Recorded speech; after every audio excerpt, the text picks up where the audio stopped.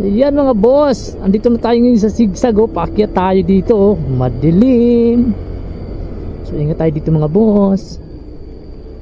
Ayun kayang-kaya ni Samuel yan. Masa lagi dito eh. Pusin na tayo mga boss. Wala tayong kasabay nauna na yung dalawa kanina.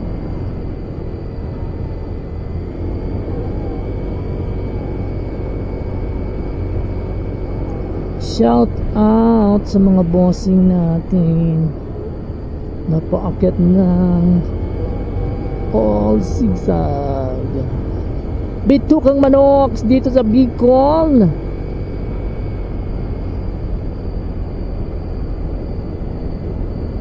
Okay.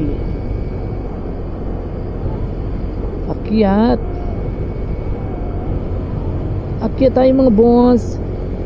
Ayun, doon sila. May ilaw doon.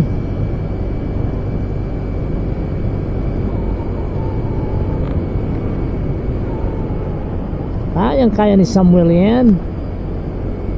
Sobra ng malakas si Samuel. Ayan, akyat na tayo doon mga boss.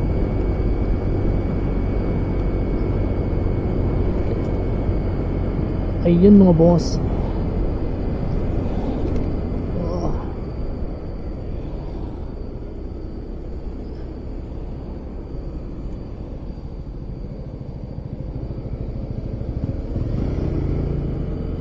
Yeah, that's right.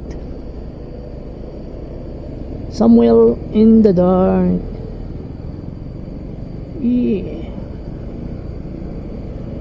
You know.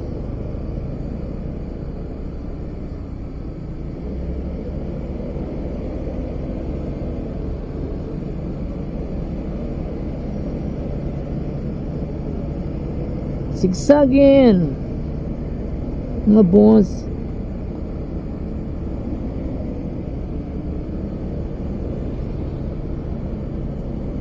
Ayan ayan na nga mga boss. Medyo mabagal si kuya kasi nga hirap dito siyempre mga boss.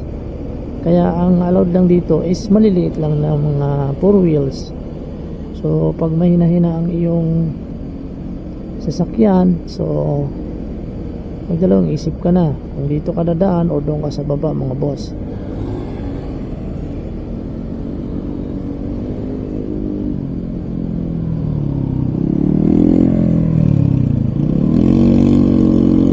Yan, nahihirapan sila mga boss.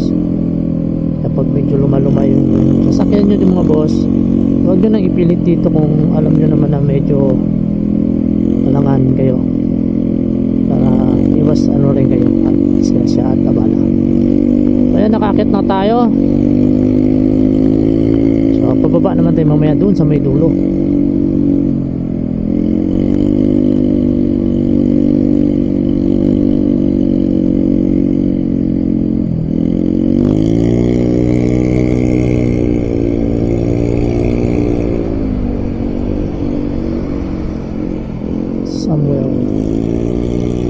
Samuel, go go go go.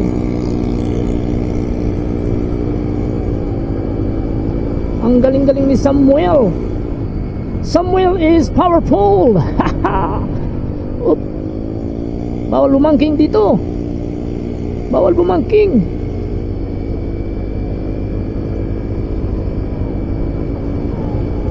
Medyo persado lang talaga mga boss ang makina dito ng motor nyo kasi nga siyempre tarik yan, so need more power. Alright,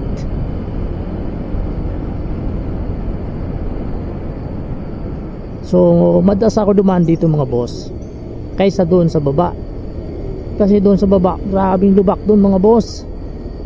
Although parehas lang naman ang distansya, medyo kasi dito mas marami ang magandang daan. Ibig sabihin ispaltado mga boss. Doon kasi sa kabila puro truck nga dumadaan doon, kaya expect mo na talaga yung mas maraming lubak. So mas marami dumadaan ditong mga magagaang sasakyan, lalo na yung mga motor mga boss. Kasi nagpipicture-picture pa sila doon sa ano, sa may babaw, para kita ang view, lalo na sa araw mga bossing.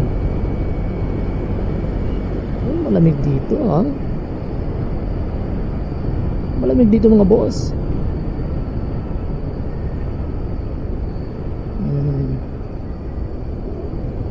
Malamig dito.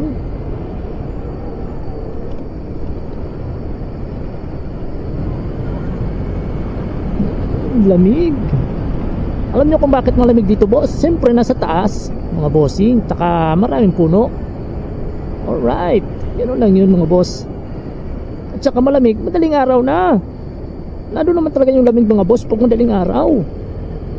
Kailangan pa bang i-memorize yun? Bisyo na yun mga bossing. Dito may konting lubak. Lalay kayo dyan mga boss.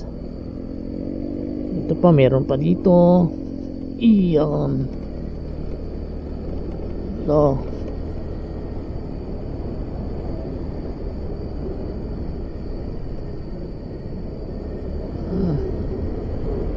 Hey, hintayin nyo ako!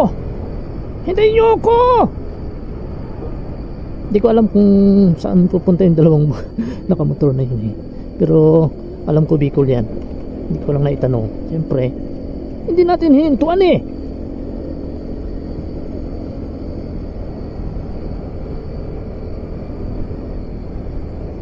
Yeah, yeah, yeah, yeah, yeah, yeah, yeah. Yeah, yeah, yeah, yeah, yeah, yeah. Ito ang stopover ng mga riders, mga boss. Shout out sa mga nag-stopover dito. Naku, grabing lubak dito ah. So, anong reason bakit lubak-lubak dito mga boss? Kahit pagandahin yung sa ano dito, kalsada. Paki-comment mo nyo naman mga boss kung bakit laging lubak dito. Ha? May sagot akong alam pero mas maganda kung kayo nang mismong mag-comments dyan. Ano bang dahilan bakit laging lubak? O lagi namang ginagawa itong kalsadang ito? Sige nga mga boss, bigyan nga ako ng pinakamagandang reason mga boss.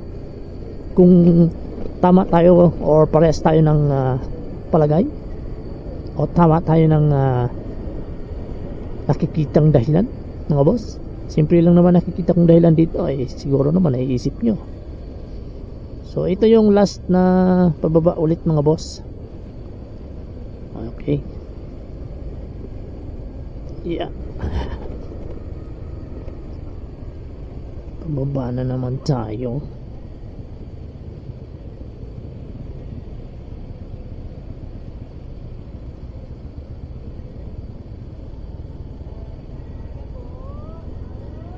Yun, mga nagbabantay dito sa zigzag, yung mga bossing natin, yung mga flashlight oh boss, sila naman nagbabantay dito.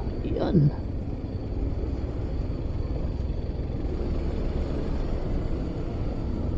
sila yung nagsisilbing ilaw mga boss at guide ng mga bumababa at mga umakyat dito, kasi nga wala namang talagang ilaw dito mga boss.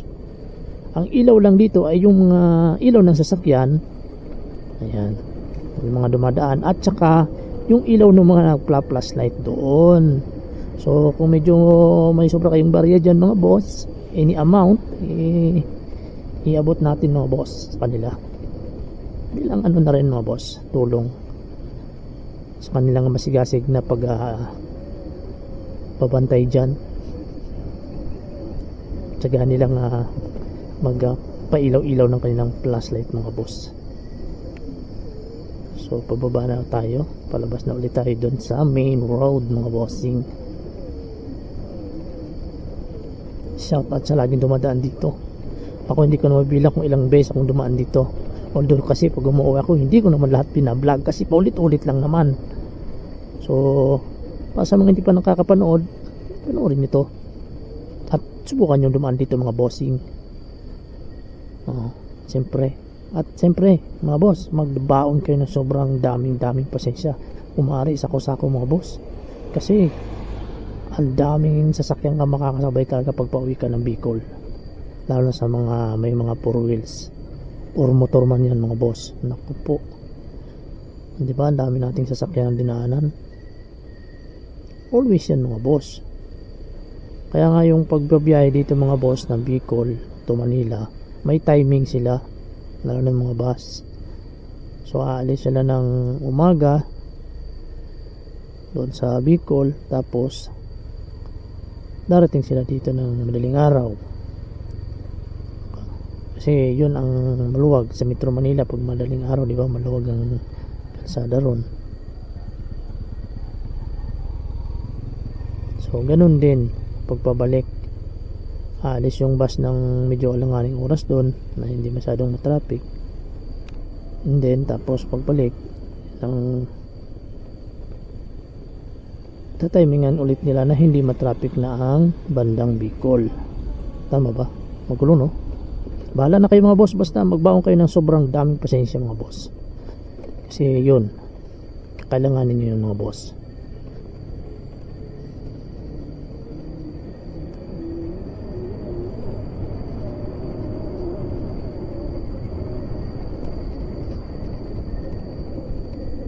So yung preno nyo mga boss, kailangan dito alalay, tsaka kailangan chicken nyo bago ko yung umakyat dito at dumaan dito mga boss, kasi puro pababa. Ayan, puro pababa, may paakyat din pero mas marami ang pababa mga boss. So kailangan mo talaga ng preno na matindi. Okay, we here in the main road again. Ayan yung mga truck mga boss sa baba. Yung mga truck na yan, dyan talaga yan dumadaan mga boss, kasi nga hindi sila pwede doon sa taas.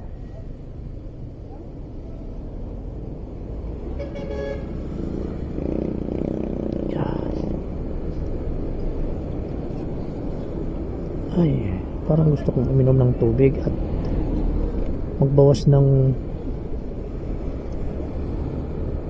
bigat.